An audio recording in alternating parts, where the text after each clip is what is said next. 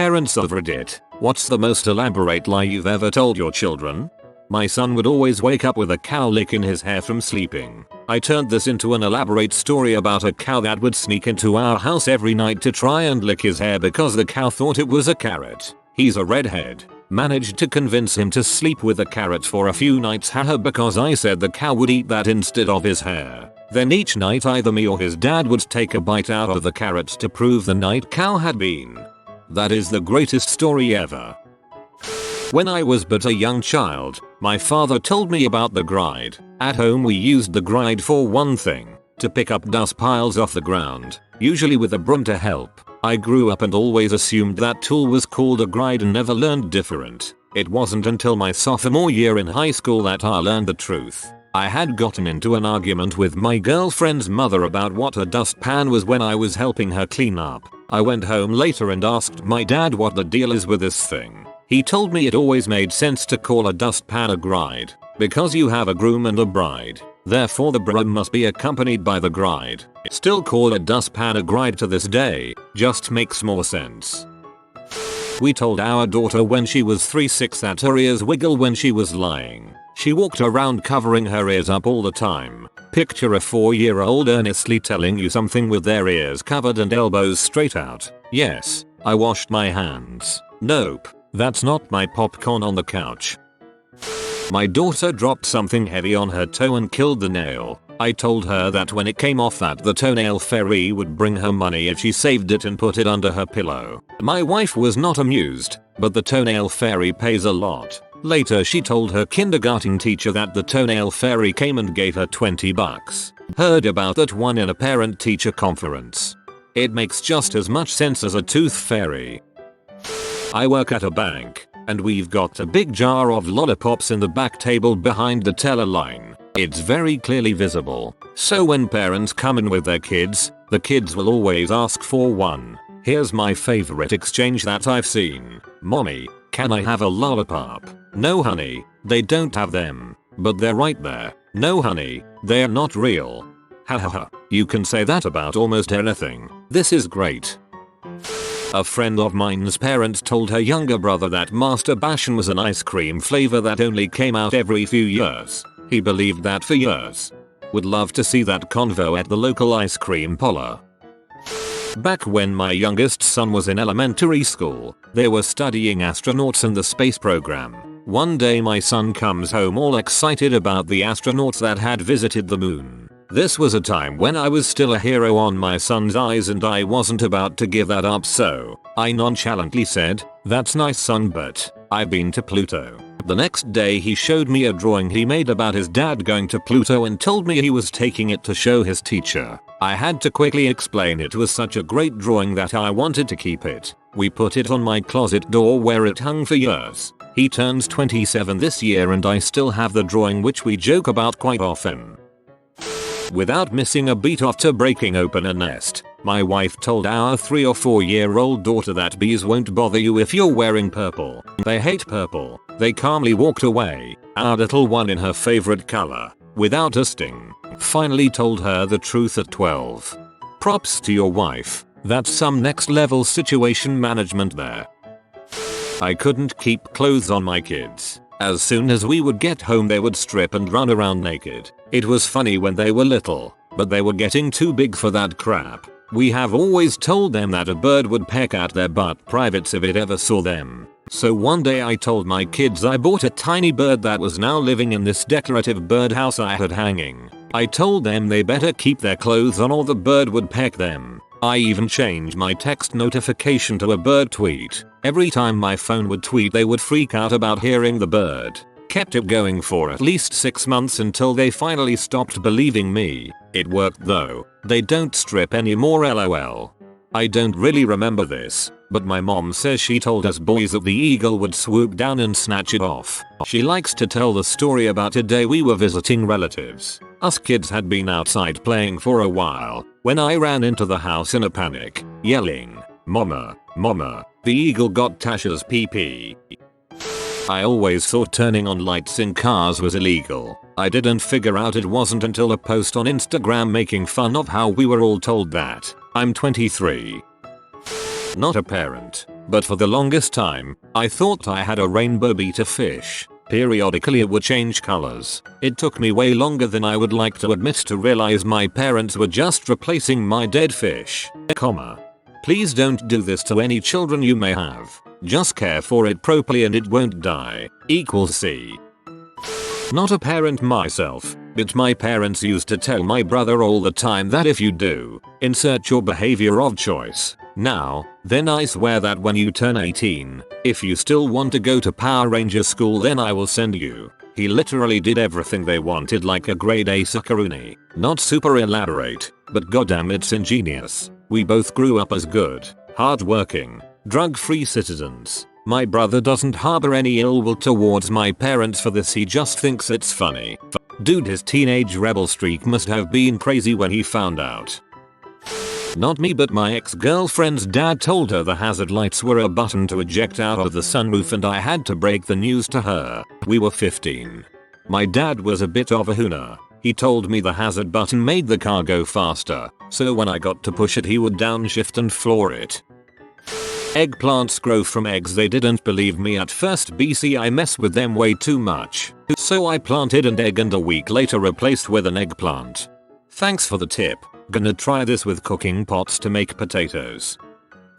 I wait tables at a burger joint mall shop. Occasionally I wait on a parent who just wants kids to eat some food instead of ice cream. If I pick up on this I tell them we are all out, only have the gross flavors left. This works more than I'd care to admit.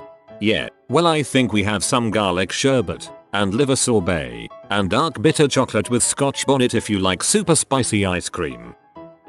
I used to eat my boogers as a kid and my dad caught me and told me that boogers actually turn into snails in your stomach, and boom, instantly stopped eating my boogers and never questioned the validity of his story.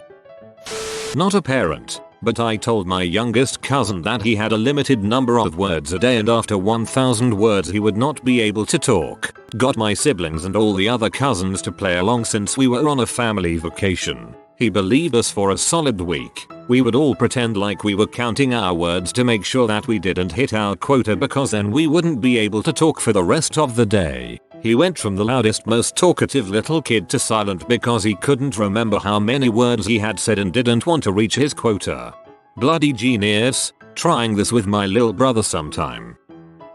Not a parent, but when we were still children, my father was once getting me and my sister excited about a day we were going to spend on the Isle of Wight. It was a few months away, so my father started putting his machinations into place early by telling us they spoke a different language on the isle than us English-speaking Brits. They spoke Whiteys. Whiteys? Why not? We were so excited by this, and so, naturally, my father began to teach us the basic words in the language, which he plucked from different European languages. Goten as good, we as yes etc.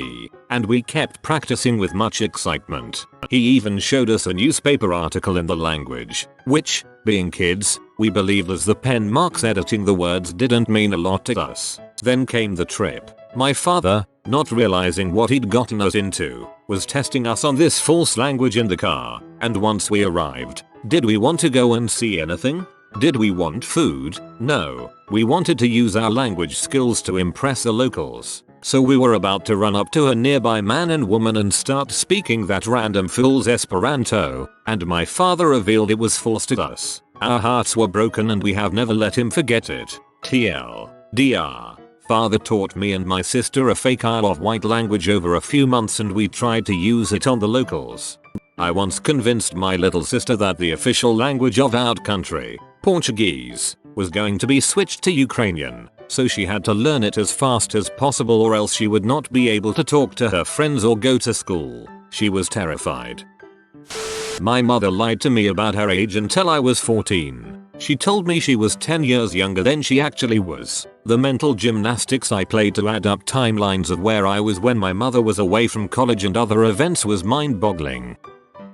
My parents told me the ice cream truck was a music truck and it worked until one day I found out and ran inside and told them, did you know the music truck sells ice cream? I was afraid of the ice cream truck when I was little. I'd cry when I heard it, and one day my dad took me outside and lifted me up so I could see that there was ice cream and candy inside. I think he gets more excited about it than I do. That after their bedtime, my husband and I just watched the lounge clock until our bedtime. Our 3-year-old insisted on staying up one night and we committed to the lie for 20 minutes before she agreed to tidy her playroom in order to get out of watching the clock. She's not wanted to stay up downstairs since. Love it. We were walking through a crowded mall on our way to eat lunch with people at the Rainforest Cafe and I heard a train coming. The little train that goes right through the path of everyone walking then goes right by me and my 3-year-old. She loves trains and begged to get on it. I felt a tantrum coming and so I told her it was the timeout train. Only those kids being bad were put on it and she needed to behave so she didn't have to ride it. Problem solved. She behaved with no tantrum. My niece also loves trains and I'm pretty sure, in that same situation, she would have started being a little crap just to get out into timeout on the train. My parents once told me I could go to sleepover party if I could do 100 push-ups without stopping. I was 12. I did 100 push-ups and was crying from the pain. My dad said, "Wow, didn't think you could do that. You're still not going." Dude, that's nuts. As a dad I'd either been like, well, a deal's a deal, unless I had uber sound reasoning, like the dad was perv or something. One of my college profs told her children that the crust doesn't come off of bread. They retorted, "But our friends take the crust off their bread." She just replied, "Well, it doesn't come off the brand I buy." They believed her and never even tested it out. Not a parent, but today I was playing hide and seek with a kid. He was having a hard time finding me so I would walk out and sit where he started. He thought I was incredible. Then me genius self decided to tell him I had the superpower of invisibility. I feel great. Recently played hide and seek with a 6-year-old relative. I hid pretty well so it seemed like she wasn't gonna find me, so the next time she came around I went behind her and tapped her on the shoulder. I told her I'd been walking right behind her the whole time and I don't think I've ever seen a kid so amazed. I live in Texas and on the side of a major highway, there is a giant statue of the first president of the Republic of Texas, Sam Houston. When I was little, my grandmother got confused and told me that the statue was of Uncle Sam. I went for years afterwards believing that my grandmother's uncle had a huge statue on the side of the road. My parents told me that the reason that we never saw our relatives is because we moved. Nope. Come to find out I haven't seen any of them because my folks never really got along with them. I found this out about 2 years ago. Half of my relatives don't visit us because my dad married outside his race. And actually, just recently his aunt passed away and they didn't tell him the date of the funeral service until 3 days after it happened. They know he's retired and would have traveled for it. Not a parent and not really a lie, but whatever. My mom used to put my brother and I to nap and would tell us when the timer rings you can get up. She'd set the timer for 20 minutes, too young to tell time, and wait for us to stop complaining and start falling asleep, and cancel the timer.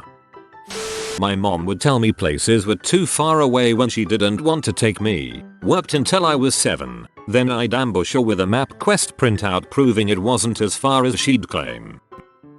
Told my 3-year-old daughter I have worked everywhere while exaggerating my work experience in a conversation with my wife. Soon after she started telling all of her friends at school that I have actually worked everywhere. Fast forward 4 years and I have been wiki-ing and googling my way through conversations from teachers, parents and her friends about my vast experience as a freelance photographer, helicopter mechanic and traditionally trained chef, all because I don't want my daughter to be embarrassed for believing her daddy was the hardest working human being on earth. I definitely don't want her to know I kept up this life for 4 years and counting. My plan now is to take like I've had so many jobs that I can't remember them all and stall until she forgets or gets married.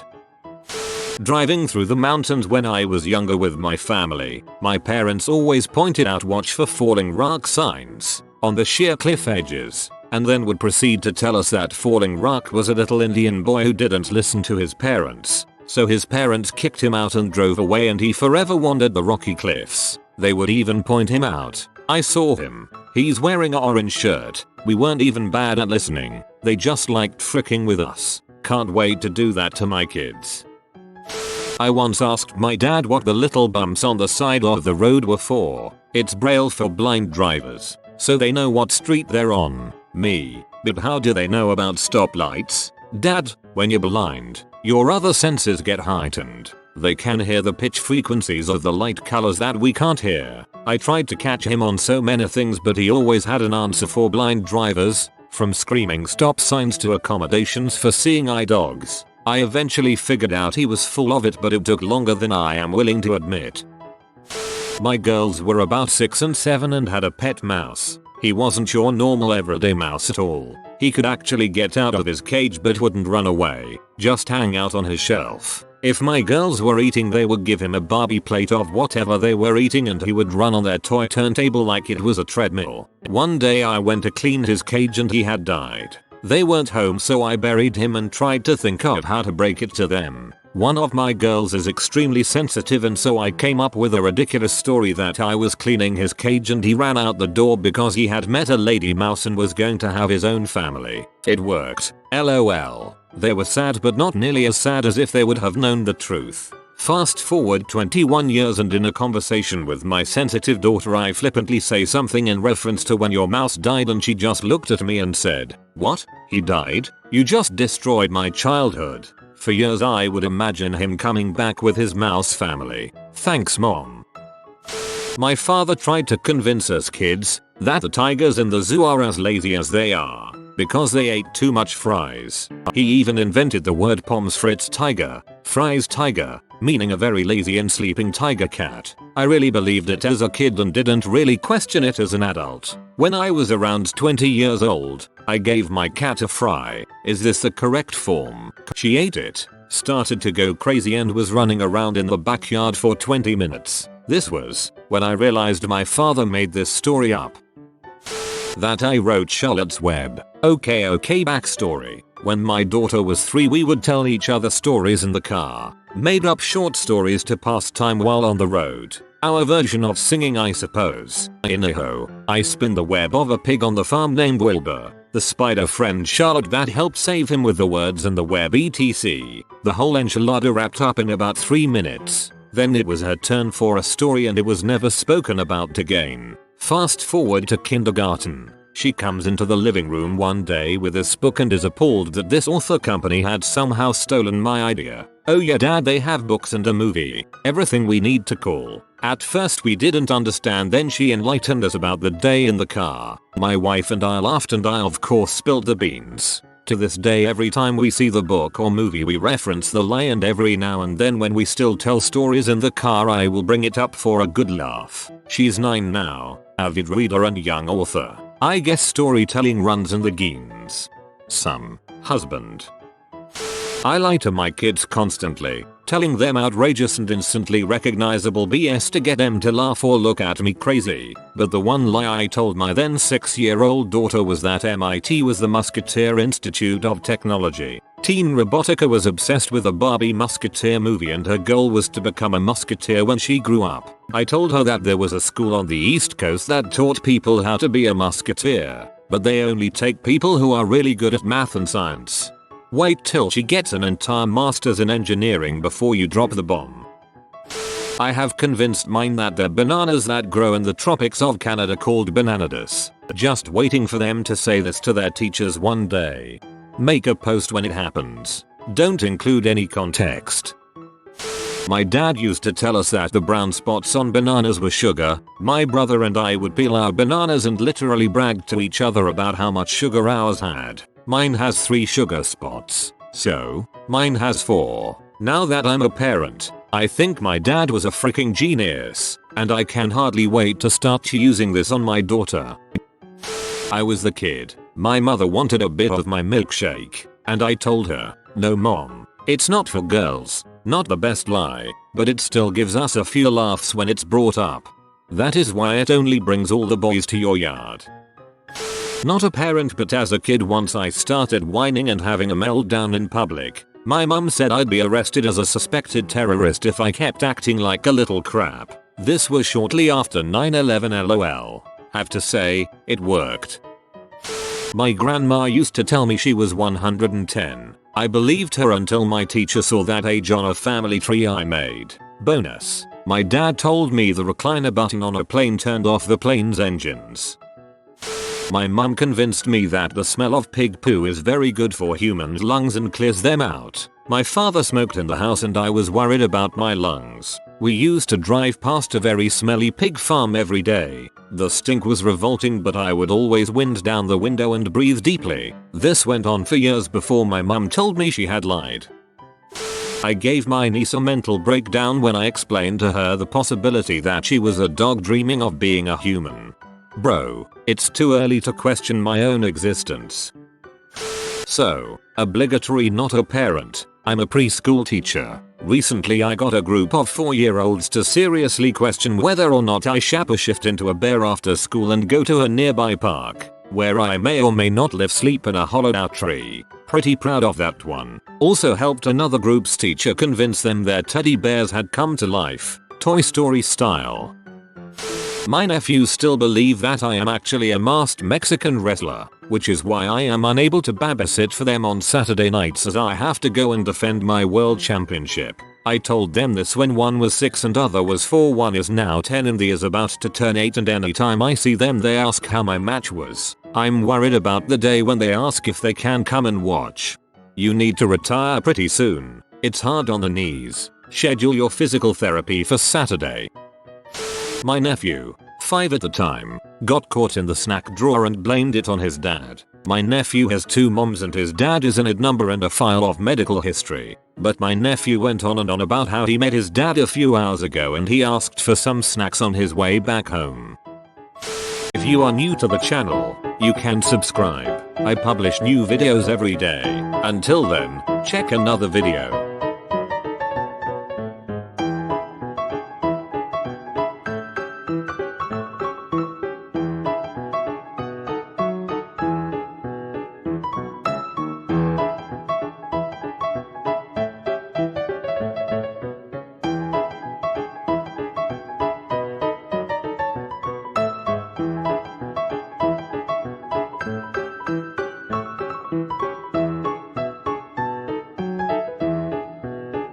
Bye for now.